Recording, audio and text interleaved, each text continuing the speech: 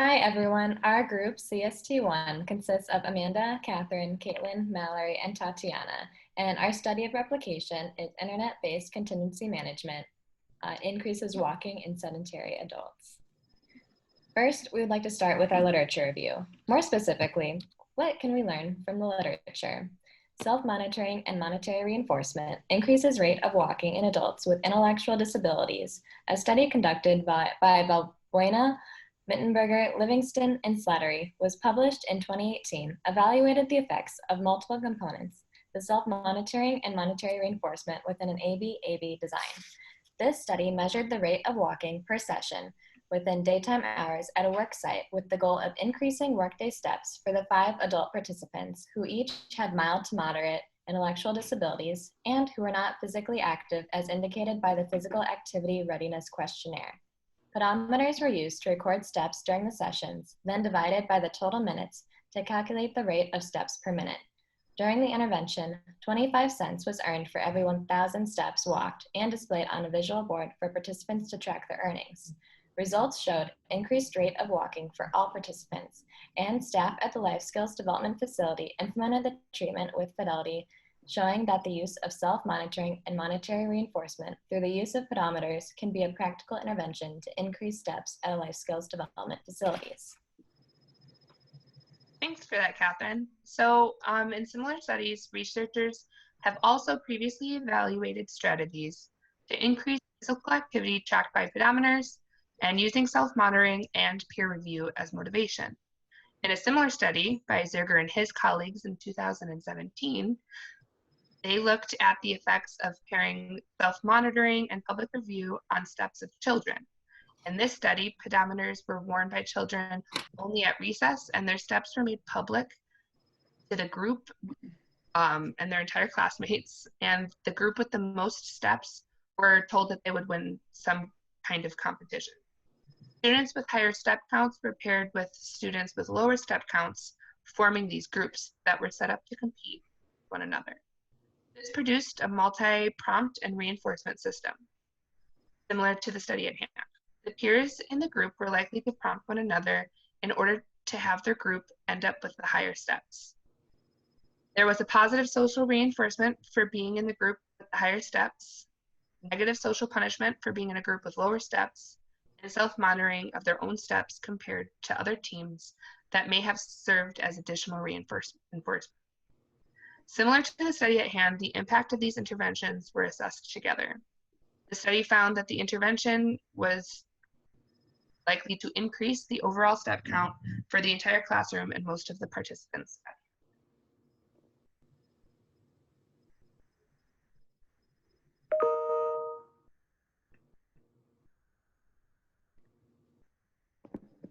And now a study by Malcolm and Bruce B in 2018.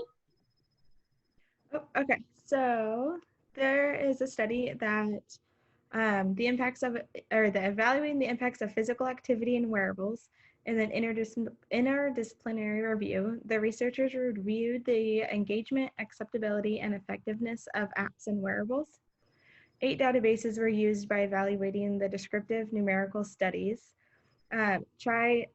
square testing, and qualitative thematic analysis. Within the database, 111 articles were analyzed. 101 articles were reported the use of sensors to track physical activity. 58 articles were reported the use of device-generated logs that tracked frequency, depth, and engagement. Acceptability was also included in the 64 of the studies with the use of questionnaires and other qualitative measures. The results of the study reported that the physical activity apps and wearables were able to measure physical activity objectively. The study also discussed that the use of device-generated logs were perceived to be efficient compared to the self-report methods. The findings of the study also showed that there is a high demand for physical activity apps and wearables, and further research is needed to review the use of standardized reporting guidelines to better evaluate the use of effectiveness, engagement, and acceptability. And now on to how many steps/days are enough for adults.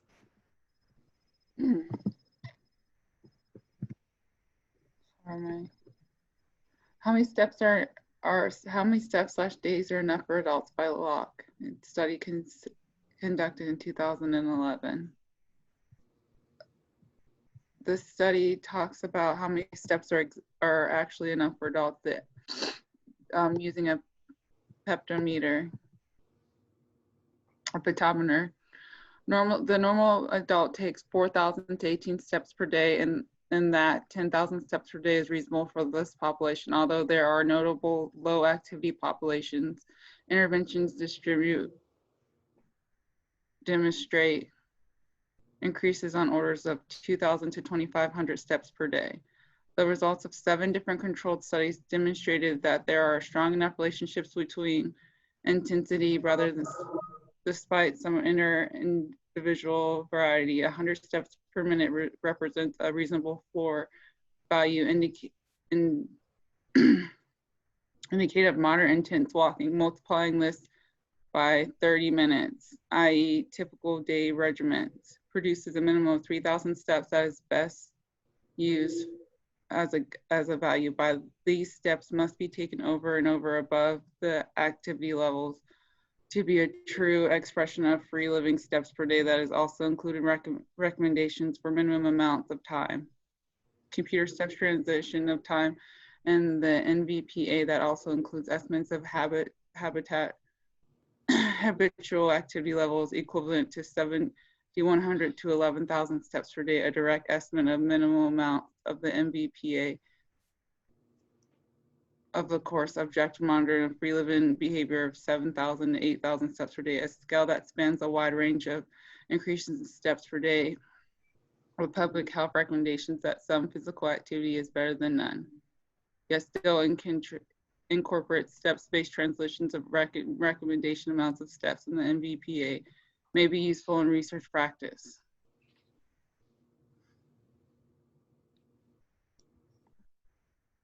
That's it. Thanks, Tatiana. So in order to greatly increase behaviors, a changing criterion design was used in this replication. A study by Klein, Houlihan, and Panahan showed success in shaping behavior by altering the criteria until the desired terminal behavior is achieved. The results can be seen when using a changing criteria design, which allows the researcher to quickly observe the participant's current level of responding for specific behaviors. Changing criteria designs can be used in a variety of settings to measure various dimensions of behavior over any population. While research shows that these graphs are most often used to determine frequency, they can also be used to study magnitude, duration, and accuracy, and so on. The changing criterion design is well suited for small incremental changes for behaviors that may be resistant to change, such as habits or sedentary behaviors, or for behaviors that are aversive, which could be behaviors that lead to increased anxiety. Shaping a behavior by altering the criteria in each phase of the intervention can make the terminal behavior more attainable. When steady responding is recorded, future predictions about behavior can be made and replications of intervention effects are seen easily and repeatedly, which made this a perfect choice for our replication. And our primary article of focus for replication, titled Internet-Based Contingency Management Increases Walking in Sedentary Adults, was conducted by Curti and Dallery and published in 2013. The study included 12 adults 50 years or older who self-reported less than 30 minutes of exercise for 2 or fewer days of the week. Steps were calculated across the entirety of the day through Fitbit pedometers, and data was recorded as the total frequency of steps for each day. The intervention consisted of the use of internet-based contingency management and monetary reinforcement through a changing criterion design. Each measurement period consisted of 5 days. If the step goal was met for 3 of the 5 days, participants moved to the next criteria and earned a bonus to their monetary reinforcement that was potentially earned from each day of the period. However, participants had to report their steps for each day in order to gain their reinforcement. The study aimed to increase steps by increments of 1,000 over the previous goal or over the 4th lowest day of the period to reach a total of 10,000 steps per day. Results show that the use of internet-based contingency management and the use of monetary reinforcement is an effective intervention for increasing the total steps taken throughout the day by sedentary adults. Now this brings us to the purpose of our study and why we would be interested in increasing walking in adults. Ultimately, the reasons for increasing walking are tied to the benefits for participants' health. As recommended by the CDC or the Centers for Disease Control and Prevention, individuals should exercise for a minimum of 30 minutes per day. Meeting this minimum is correlated to decreased risk of developing diseases, including but not limited to type 2 diabetes, heart disease, and hypertension. Similarly, those who meet this minimum are more likely to engage in other forms of exercise that are classified as being simple, convenient, and inexpensive. With those great benefits, the next step is to look at how to meet specific exercise goals by taking steps, a minimum of 10,000 steps to be exact. Walking at least 10,000 steps per day is simple. No personal trainers or coaches are needed. It's convenient. Walking can take place almost anywhere, and it's inexpensive. No need to purchase equipment. Walking 10,000 steps is also associated with health benefits, including but not limited to reduced blood pressure and increased insulin sensitivity. Additionally, studies show that those who meet this step goal also meet the CDC's recommendation to exercise at least 30 minutes per day and reap those benefits as well. This establishes why walking and taking steps is beneficial to target for increase. But what method works to create this change? Our study aims to evaluate the effectiveness of contingency management to earn monetary reinforcement. In short, contingency management is an intervention system that outlines behavioral expectations, such as a set number of steps goal that will be rewarded through set guidelines and reinforcement. In our case, money. Contingency management has been shown to be an effective intervention for individuals of varying age, capabilities, and other varying factors, and it can be implemented to alter a wide variety of behaviors. So, this brings us to our replication study's purpose: to research whether or not contingency management and the use of monetary reinforcement is an effective intervention for increasing walking steps taken by female graduate students.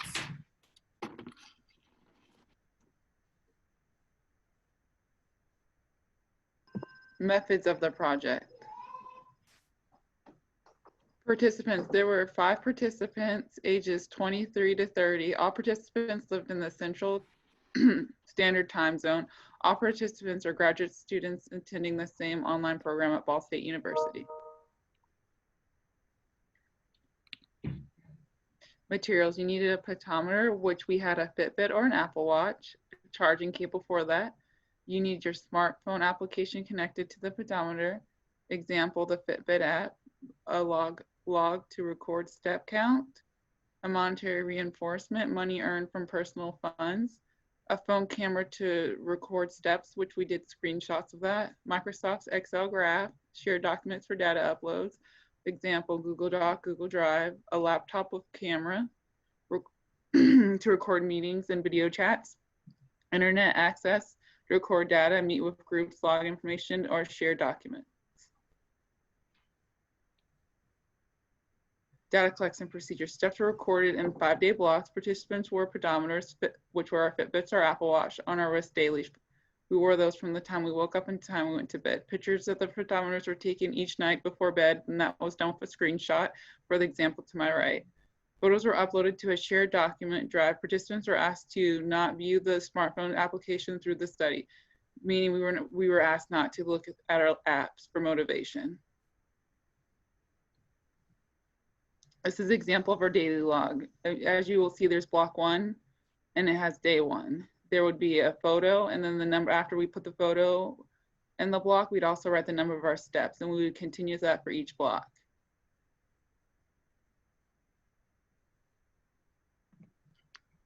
Next is our intervention procedures.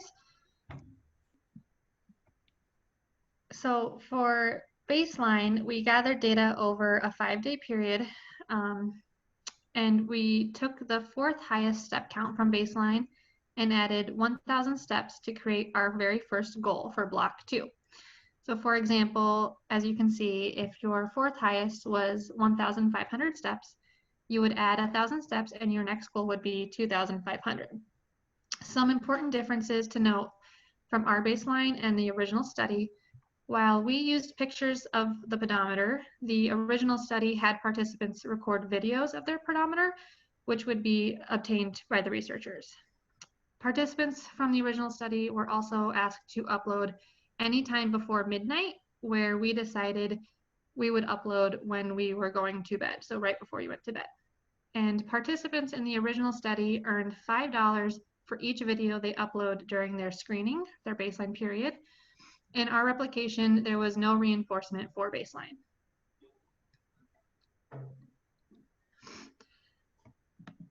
For our treatment, a changing criterion design was used. Participants recorded their step goal during a 5-day period, which we called a block, during which the participants must meet or exceed the step goal for 3 of 5 days to move to the next phase. Participants were given 2 rest days during each block. They also began the intervention with individualized step goals, as we briefly discussed, and were required to increase their steps during each block. If the goal was not met for 3 of 5 days, participants were to remain at the same goal for the next block. If they did not upload a picture of their pedometer at the end of the day, participants were required to record a 0 in the log and note that they did not meet their goal for the day. If participants met the goal during the 5-day block, they were given a new goal, which was calculated by either A, adding 1,000 steps more to the previous goal, or B, increasing the steps greater than the 4th highest step count of the previous block. So, as I mentioned, all participants added 1,000 from the 4th highest in baseline to determine the first goal. If they met their goal and the 4th highest step count was 1,000 steps above that goal, participants use the 4th highest step as the new goal. All other participants will continue to add 1,000 steps to their next goal. Participants will receive compensation for meeting or exceeding their goal in a 5-day block. So if we break this down, let's say their second block was 2,500 steps. If their 4th highest was 2,600 steps, they would just add 1,000 to the previous goal, making the goal 3,500 steps. If their 4th highest was above, they would add to their 4th highest step goal, as you can see, which would be 4,000 steps. The step goal for all participants during the first block was created by adding 1,000 steps. During the next phase, participants increased the goal using that formula. Sorry, I'm gonna pause. I think I got redundant. During the first block, participant A was given a goal of 10,000 steps. Participant A exceeded their goal and walked between 10,001 and 10,700 steps for at least 3 days. During the next block, participant A was given a new goal of 11,000 steps. However, if during block 1, participant A met or exceeded the goal for 3 of 5 days and the 4th highest step count was 11,200 steps, participant A's 4th highest step count would be used to set the next goal. The terminal behavior for all participants was to increase walking by 4,000 steps per day compared to baseline. Monetary compensation will be provided for reaching the goal each week. Due to the lack of outside funding, the compensation provided will be 1/4 of the amount from the original study. Each participant will set aside their own money earned each block. Participants can choose to redeem the reward at the end of each block or collect the full amount at the end of the study. I think we missed that slide. Sorry.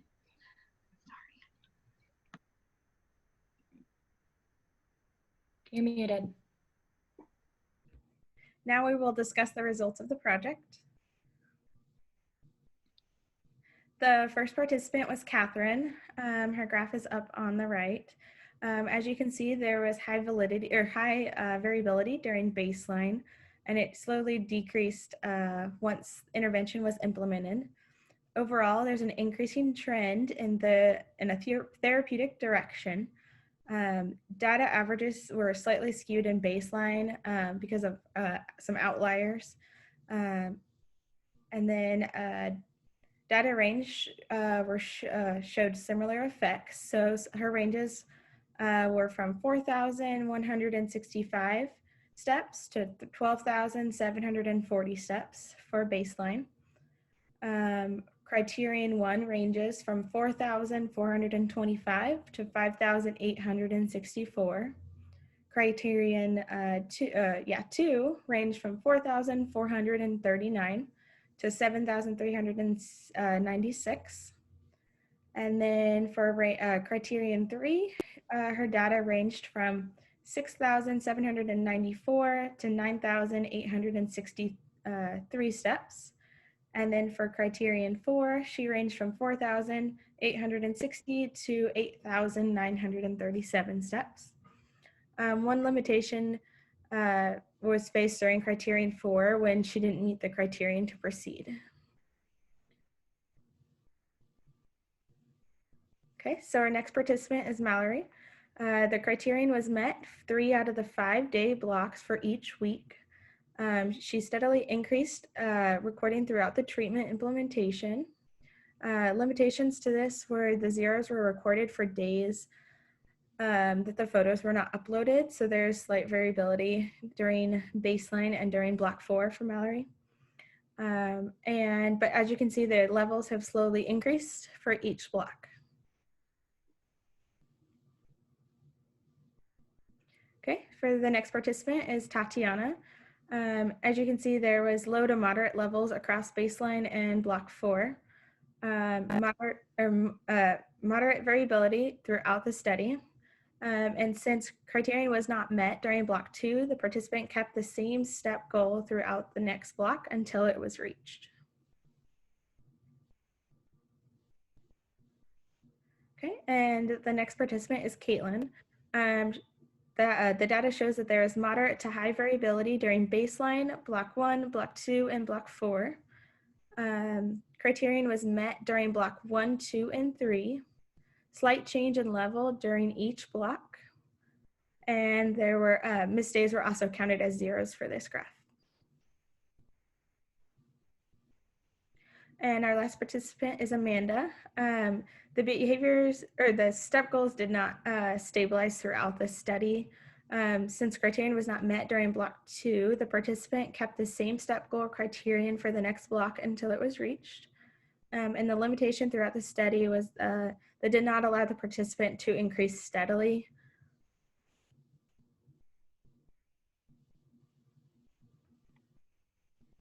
All right, so next is treatment fidelity. Treatment fidelity strategies were used throughout the study to monitor and enhance the accuracy and consistency of the intervention. For this study, we used a checklist used for peers to determine accuracy of intervention. Peers checked accuracy of step count via photo calculation of earned reinforcement and calculation of the next block step goal. The following information was collected. Did the participant upload a picture of their steps? Did they enter their steps? This addressed if the days would be recorded as zeros or not. If they were recorded as zeros, then they wouldn't have access to that reinforcement. We checked to see if the pictures matched the steps that were entered. Here we were looking for accuracy within the study. We checked if the participants accurately answered what their 4th highest step goal was. This addressed if the next week's step goal would be accurate. We checked if one another's accurately answered what their next block step goal was. Again, if the step goal was not accurate, then the motivation would be inaccurate as well. And last, we checked if the participants accurately calculated their earnings. With these monetary earnings being weekly, it was important for motivation and reinforcement purposes that these calculations were correct. We also used an inter-observer accuracy data sheet at the end of the study. So after we collected all the data that Caitlin just went through, we also uploaded to make sure that there weren't large inaccuracies between what participants entered at the end of their day compared to the raw data that the apps were collecting. So screenshots were uploaded and a second log was created to compare steps recorded in the photo versus steps recorded on the smartphone app. These screenshots showed total step count in raw data form, and we used a total IOA data calculation. In order to do that, we compared the recorded steps versus the total steps. An example would be, the example would be the photo over the screenshot. So for example, if I had 0 in my screenshot compared to 953, 953, it would be 0% accuracy. So any day that a participant didn't upload their photo, it would have been a 0, compared to days when, I don't know, I woke up to go get water or go to the bathroom. If I was still reading that watch, or I took the photo before I brushed my teeth, I might have a higher accuracy, but still not 100%. So for example, here I have 11,358 compared to 11,365, and that gave me a 99.94% accuracy. If we look at the IOA data on a graph, I'll show you mine. So here it shows that there's further stabilization than the original graph showed for this participant. And the IOA data shows increased steps with minimal contact with reinforcement. So my graph was the one that had a lot of zeros in it. I was ill, if you can see in block number 3, there's way low steps, and then I kept falling asleep before taking my photo. So I had really low interactions with that reinforcement, but the steps still increased and stabilized, which shows that there may have been other motivating operations.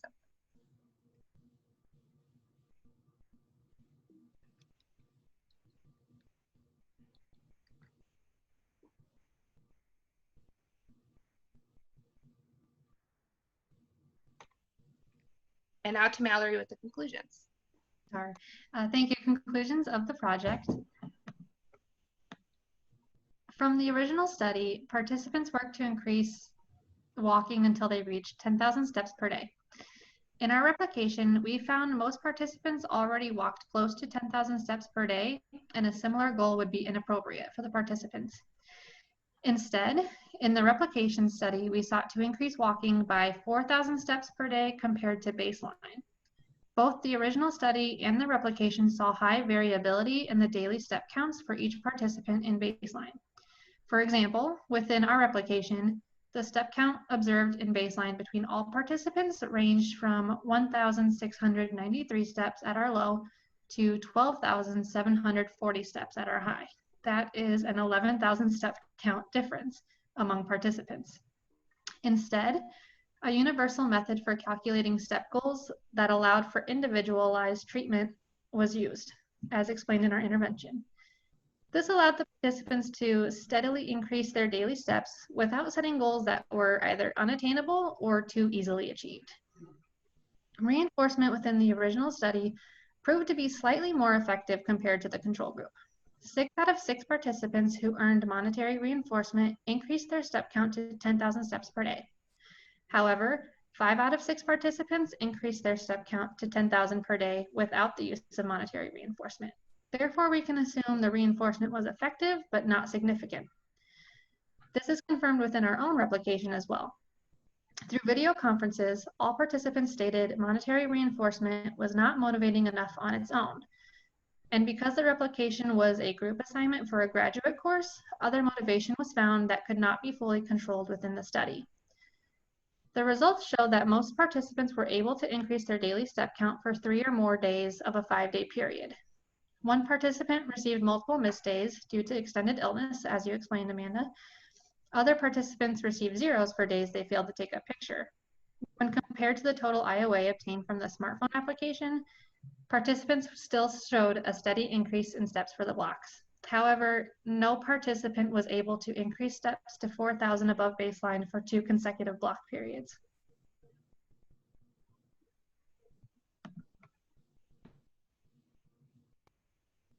And now some limitations of the project. So in the original study, they listed several limitations that they had found. One was that the participants did not all have reliable means to spend the money that they had earned. They also identified the issue that the participants could look at the monetary reinforcement without looking at their steps in the original study. This was a problem because the study is looking at evaluating a multi-component intervention, including self-monetary and monetary reinforcement, not just one or the other. So due to the living situation of the participants in the original study, they did not all have access to the same walking. So that means like gyms and tracks. And some had decreased chances to walk because of it. Additional limitations of this study were identified by the replication team.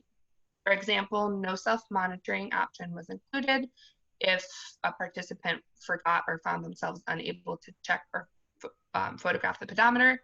This actually feeds into part of the zeros that we recorded, so that was the same in the original study. This affected motivation for days data could not be recorded and uploaded because moving forward, they had no contact with that information, but they did for days that they did record. This study does not evaluate effects of individuals in alternative living situations, such as at homes or in less independent living scenarios, and as a result, the information may not generalize accordingly. The study did not continue to monitor effects of treatment long-term after the reinforcement was faded. As a result, it is possible no long-term effects may take place. These limitations manifested similarly in this replication, with the understanding that for the purpose of the class assignment, some adjustments had to be made. There were slight differences. The participants still had access to a plethora of online shopping mediums and did not identify finding ways to spend the money as a limitation. Our application felt that the multi-component of interventions was more completely addressed, as we had to calculate the monetary reinforcement ourselves, forcing contact with that portion of the reinforcement. Participants calculating personal reinforcement also gave room for increased error addressed by the treatment fidelity sheet. Participants did not identify clear advantages across increased and inconsistent opportunities to exercise. Motivation tied to self-monitoring stayed relevant, as did the inability to conduct research of long-term effects study. However, in the replication, the participants lived in a variety of locations and a variety of living situations and did not see a clear difference on data based off of these contingencies. As previously stated, there were small differences in the replication compared to that original study. As a result, there were additional limitations that were identified in this replication. For example, no outside funding was unfortunately identified. Alternatively, money from our own banks was repurposed for reinforcement.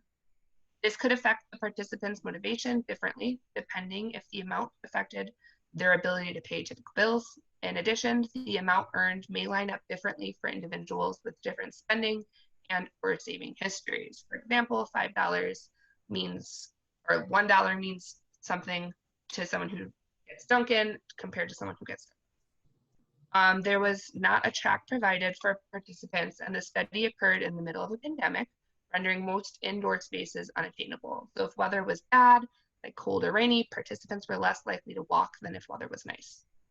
Weather also varied by location, lending some participants with higher access to walking spaces. Alternative exercise did not count as steps, so other exercise may have been put on extinction in order to make time for steps exclusively. Due to personal limitations, one participant required additional accommodations to behavior tracking, which gave them access to additional means of reinforcement via app, Apple Fitness, outside of the research design. This may have given an extra layer of reinforcement to the multi-reinforcement design for that individual. Individuals had access to one another's self-recording data, also giving another layer of reinforcement for the multi-reinforcement design across all participants. The study's replication was on a time limit due to being in a class and the due dates, so it was not possible to see if and when participants met their mastery criteria, as Valerie.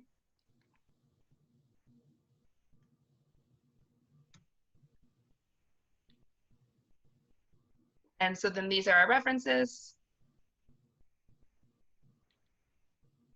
And thank you for your time. We will try to reply to any questions and comments in a timely manner. And we hope you have a lovely day. I'm Amanda, and I work on the data collection sheets, the limitations, and I talked about the treatment fidelity and IOA data, and contributed to the literature review. Hi there, I'm Caitlin, and I did the graphs and wrote the IOA and treatment fidelity. And I also partook in the literature review. Hi, I'm Catherine. I partook in the literature review, the overview of our original study, the purpose of our replication study, and helped with overall data collection and presentation. Hi, I'm Mallory. I helped with the intervention and baseline, the reinforcement, and participated in the lit review. Hi, I'm Tatiana Ballou. I helped with the literature review, collecting data and the methods of the project.